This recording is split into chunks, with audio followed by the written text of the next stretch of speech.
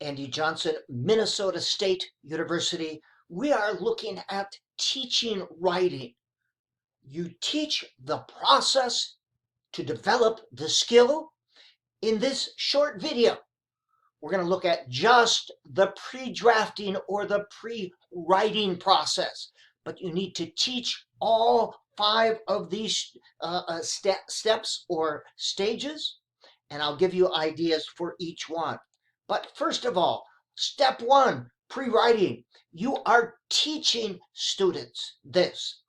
And this is where you have your writing topic or have an idea for what you want to write about. Now, what you do before writing is just as important as what occurs during writing. You can do things before writing to help you during the drafting stage. During the pre-writing stage, you're generally generating ideas. You're listening, brainstorming. You're just getting the ideas out.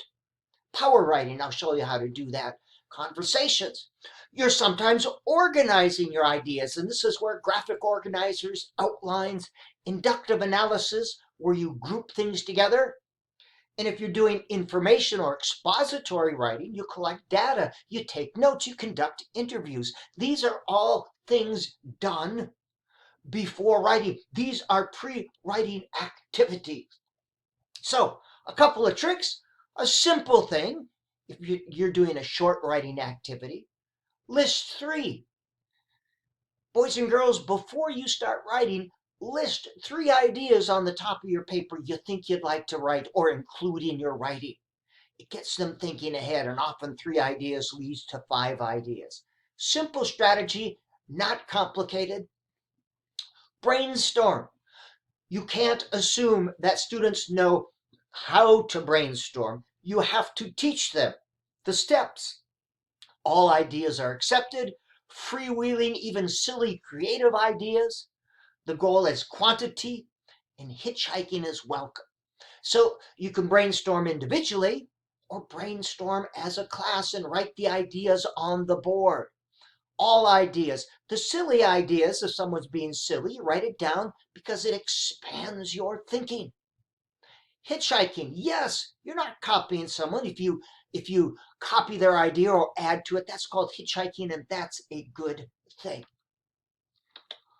Brainstorming group is inductive analysis, where you get a lot of ideas out there, and then you begin to put them in groups so you have an organized paper.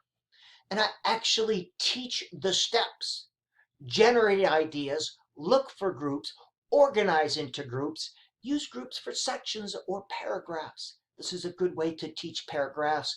This works best for expository or information writing, but it can be used for stories as well.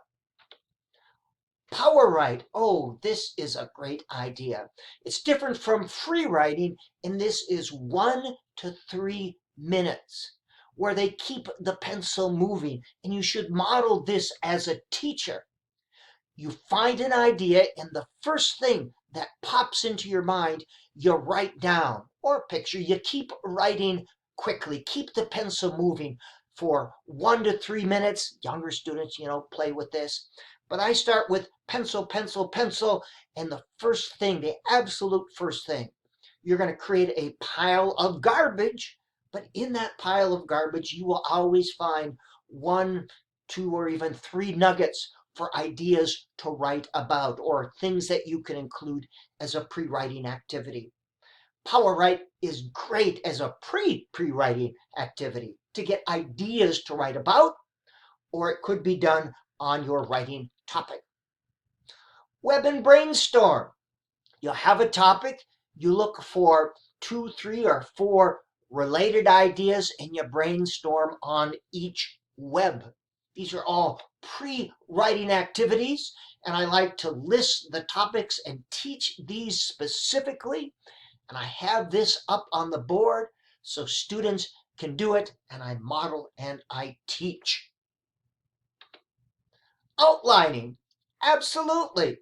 For a story, for expository writing, absolutely. Just list the ideas, and I use letters for details, numbers for the main ideas, and it does not have to be an official outlining form. Just something so they can begin to see the sequence and the shape of their ideas. Turn to a neighbor. Absolutely. Share what you're thinking about. Get some ideas and teach your students how to be good neighbors, how to respond to ideas. And I actually have posters up in the classroom that have these things that students can say.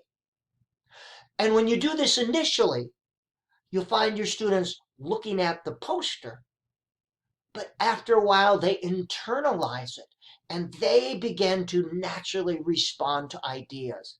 This can be done in first grade to graduate school.